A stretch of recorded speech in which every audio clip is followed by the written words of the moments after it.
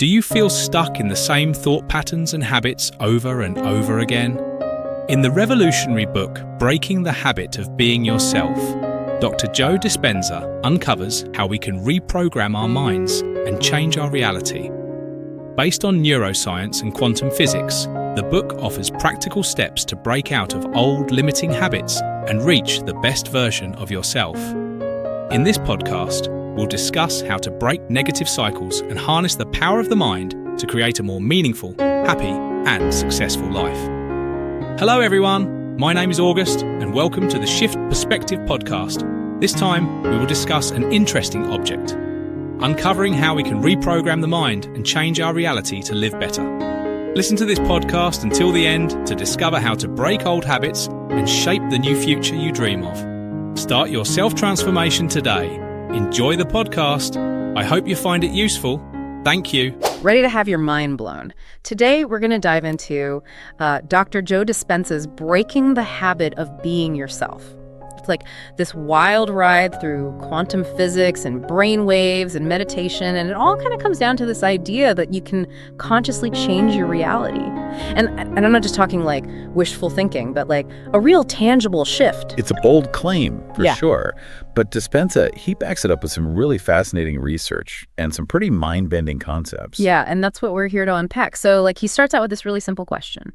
Are we more matter or energy? Right, because like how we answer that question really shapes our whole view of what's even possible. You know, we often think of ourselves as these solid beings in a solid world, but what if that's not really the whole picture? And then he just drops this truth bomb on us. He's like, we're actually 99.999999% energy, which is just wild. How can that even be? So Dispenza, he explains that this like old Newtonian model of a solid, predictable universe, it's outdated, right? Yeah. Quantum physics shows us that everything is actually energy. It's constantly in flux. And matter, like the stuff we think of as like real, it's actually just this tiny fraction of what's really going on. Okay, so we're mostly empty space. I'm like picturing those atom diagrams from like high school. Exactly. And Dispenza, he actually uses that very imagery to illustrate his point. He's like, imagine those tiny electrons orbiting the nucleus, but instead of just empty space, picture this swirling vortex of energy, right? And that energy, that's what makes up most of the atom. And since like we're made of atoms, well, that means you and I, we're basically just walking, talking energy fields. So I'm not just me, I'm like a walking, talking energy field, but like, what does that even mean for our lives? Can I like just think happy thoughts and win the lottery? Well, it's not quite that simple, but you're onto something here, right? Because, and here's where it gets really interesting, if we're mostly energy and everything around us is energy, that means we're not just these separate entities like bouncing around in this predictable universe, right? We're all entangled with this fast quantum field. And get this field, it responds to our thoughts and feelings. Okay, so I'm picking up what you're putting down, but give me an example. How does this actually play out in like the real world? Well, Dispenza, he points to some fascinating research like this study done by Dr. Leibovici back in 2000. They studied the effects of prayer on patients who were hospitalized.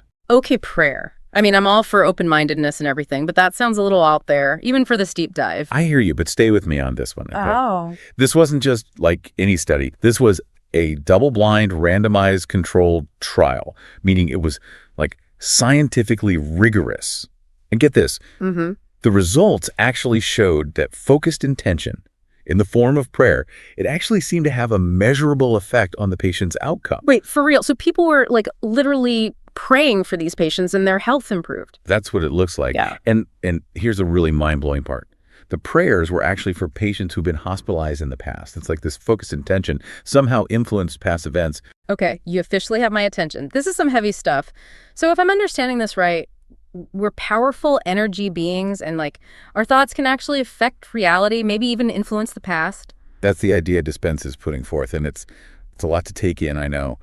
But it really raises the question, if we have this much power, why does it often feel so hard to actually change our lives? Right, like why am I still stuck in traffic and worried about deadlines and like craving that extra slice of pizza when I know it's not good for me? If I'm so powerful, why am I so predictable? Yeah, that's like the million-dollar question, right? Yeah. Dispenza, he calls this being stuck in the big three, our environment, our body, and time.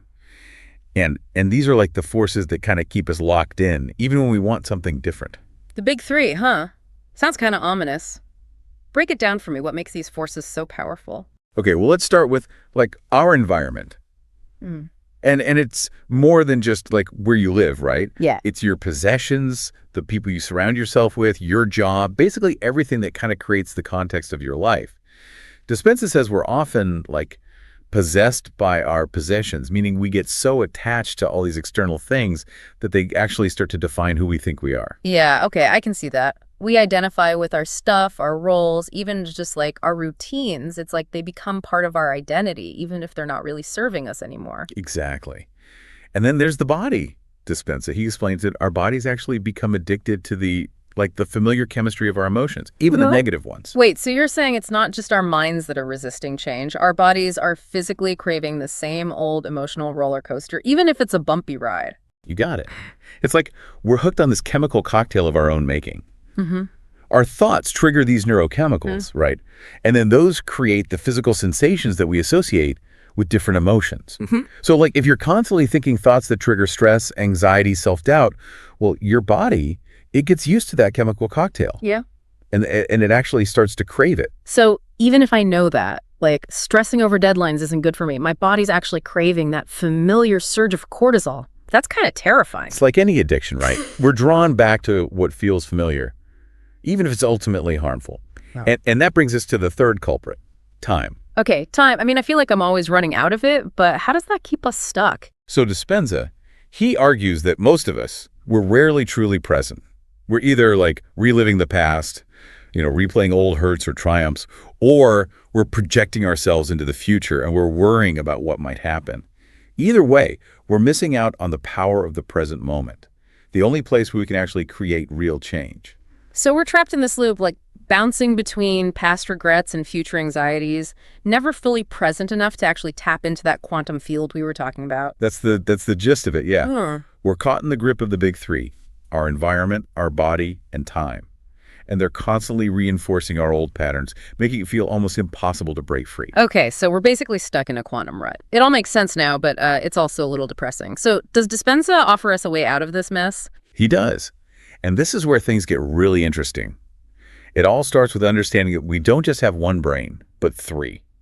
And each one plays a really crucial role in breaking free. 3 brains. Okay, this is new. I'm used to the, like, left brain, right brain thing, but 3. Tell me more. Yeah, so we got the thinking brain, right? The neocortex.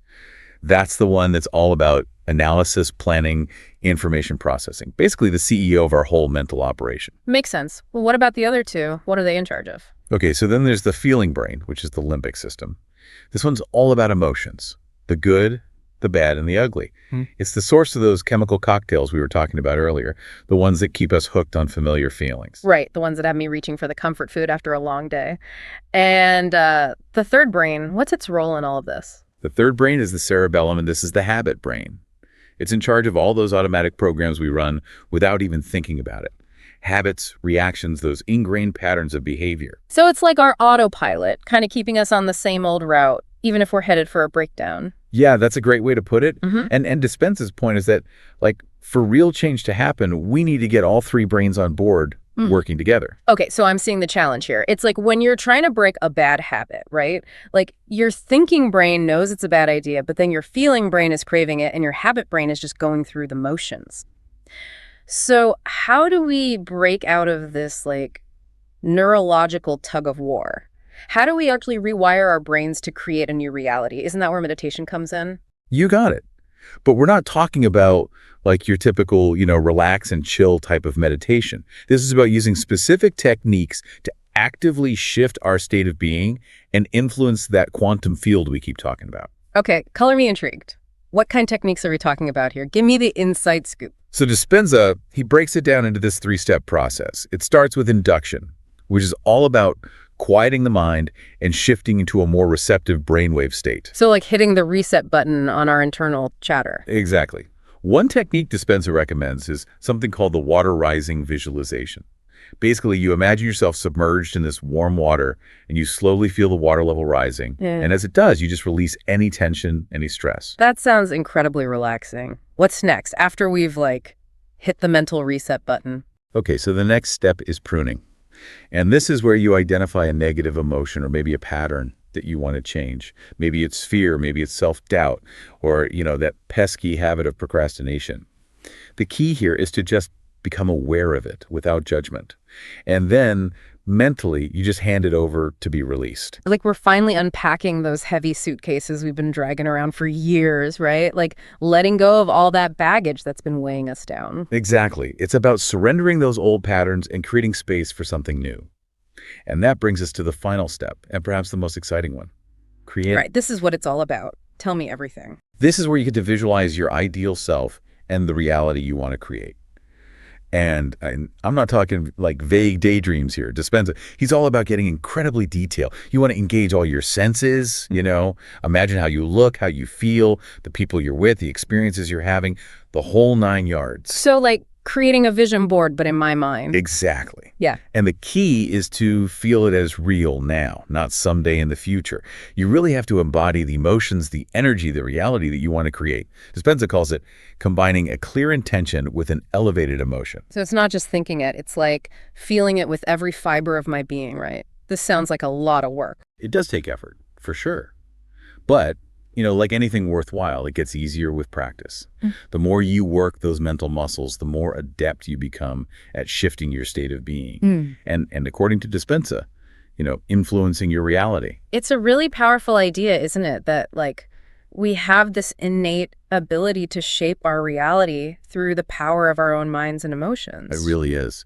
And while it might sound like something out of a science fiction novel, the research and the concepts that Dispenza presents, they offer a really compelling case for this interconnectedness of our inner and outer worlds. It certainly gives you a lot to think about, and maybe even more to like actually practice. So if our listeners want to dive deeper into these ideas, maybe even try some of these techniques out for themselves, where should they go? Well, Breaking the Habit of Being Yourself, the book, is a great starting point. Yeah. And, for those who are ready to really go all in, Dispenza, he offers a ton of resources on his website, including guided meditations and workshops. Sounds like we could all use a little quantum leap in our lives. Thanks so much for unpacking all of this with me today. My pleasure. And to our listeners, until next time, keep diving deep. And, who knows, maybe you'll even surprise yourself with what you're capable of creating. Being comfortable with yourself is a simple way to be happy. Please comment in the comment section on what lessons you learned from reading this book. If you would like to have the book, please order it from the link in the description section of this video. I take my leave. Don't forget to subscribe to the Shift Perspective YouTube channel. Bye-bye.